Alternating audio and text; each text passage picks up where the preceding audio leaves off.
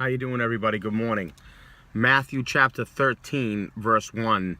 Jesus takes his disciples to Caesarea Philippi, and he brings them close, and he says, basically, who do men say that I am? And then they respond, and they say, well, some say you're John the Baptist because you preach with even more power than he does. And then some say you're Jeremiah because you have compassion the way we heard Jeremiah the prophet had compassion.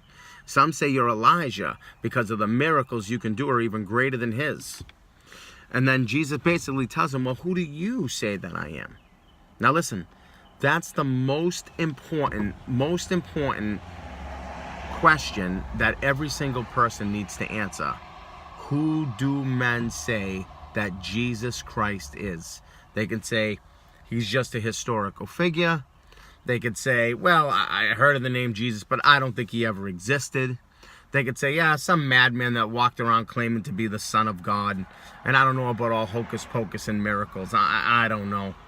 Well, listen, that's the thing that God's going to judge people's eternity on. God's going to judge people's eternity on the fact that they need to know who Jesus is. And that's why we send out missionaries. That's why we're here on the North Shore. Because people, they've heard the name of Jesus.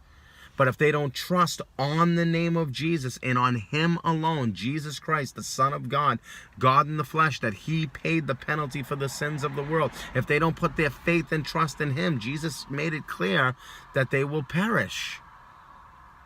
And that's why we're left here as a church, to teach, to train, to make disciples so they can go out and make other disciples.